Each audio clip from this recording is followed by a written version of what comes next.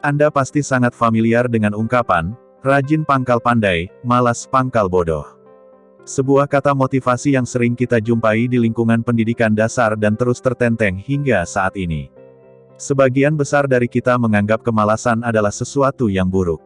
Tapi, bagaimana jika sebenarnya kemalasan bukanlah sesuatu yang buruk?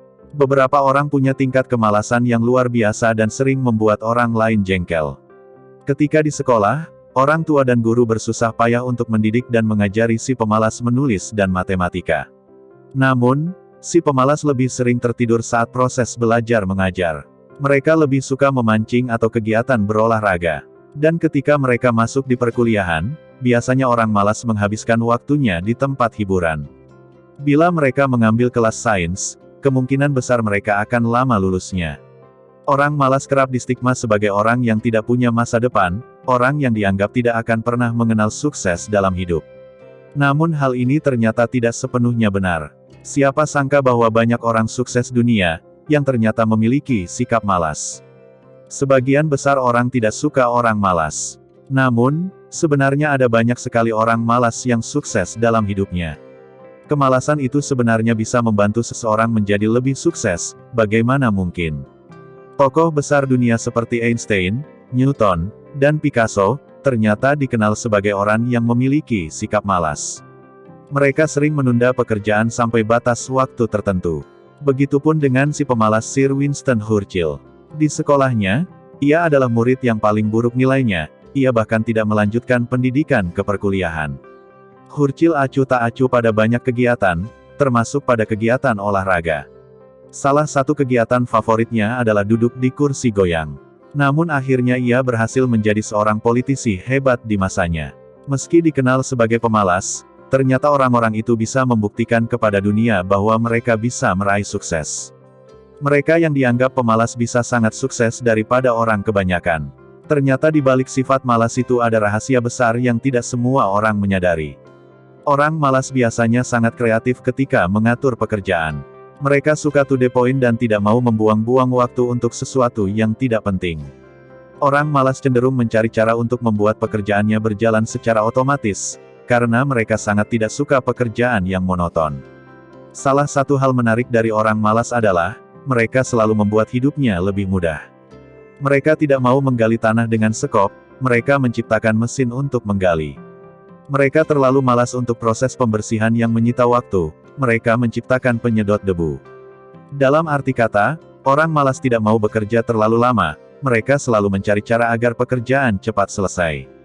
Seringkali, orang malas justru lebih berani untuk berwirausaha. Mereka punya banyak sekali gagasan dan proyek yang ingin dikerjakan, karena di otak mereka tidak dipenuhi dengan pemikiran dan tanggung jawab yang berlebihan. Mereka berpikir dengan cara yang berbeda. Dan bagi orang malas, lebih penting hasil ketimbang melakukan proses yang membosankan. Bagi para pemalas, istirahat adalah sesuatu yang sangat penting. Mereka mengetahui kapan harus rileks, karena terlalu banyak bekerja akan menghabiskan energi. Bagi orang malas, energi ini sangat dibutuhkan saat menyusun rencana yang lebih besar. Orang yang bekerja terlalu keras sepanjang waktu, akan lebih cepat pikun ketimbang para pemalas. Menurut beberapa ilmuwan, orang yang waktu produktifnya di malam hari dan memaksakan diri untuk berolahraga secara intensif justru akan merusak kesehatan. Terutama saat usia kita sudah 40 tahun. Orang malas ya pasti suka bersantai. Mereka tidak suka terburu-buru melakukan sesuatu dan melakukan banyak hal sepanjang waktu. Mereka mengambil waktu pribadi sebelum melakukan pekerjaan demi pekerjaan.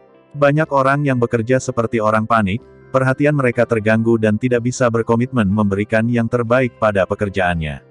Di sisi lain, orang malas biasanya lebih sedikit kekhawatirannya dan bisa melakukan pekerjaan mereka dengan tenang. Para pemalas mengerti bagaimana memprioritaskan dan memusatkan perhatian pada tujuan mereka sendiri, bukan pada yang dipaksakan orang lain.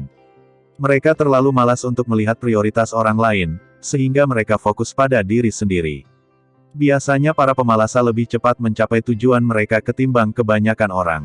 Dan akhirnya mereka punya lebih banyak waktu untuk bersantai. Orang malas selalu mencari cara bagaimana ia bisa bersantai saat kerja, dan bisa menyelesaikan pekerjaan pada waktunya. Mereka selalu mengakali bagaimana pekerjaan bisa mudah dan cepat agar bisa kembali bersantai. Di sini, Ternyata orang malas lebih pintar dari orang kebanyakan.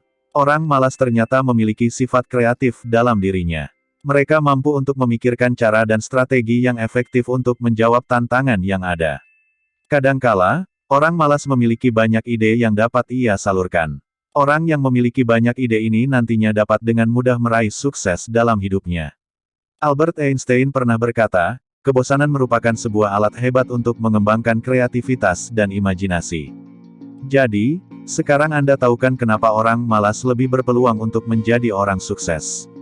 Ketika orang pintar berpacu menjadi pegawai, si pemalas yang kerap dianggap tidak ada justru menyalip menjadi pengusaha. Ketika si pintar sibuk menyelesaikan pekerjaan, si pemalas justru sedang duduk di kursi goyang menciptakan alat memudahkan pekerjaan.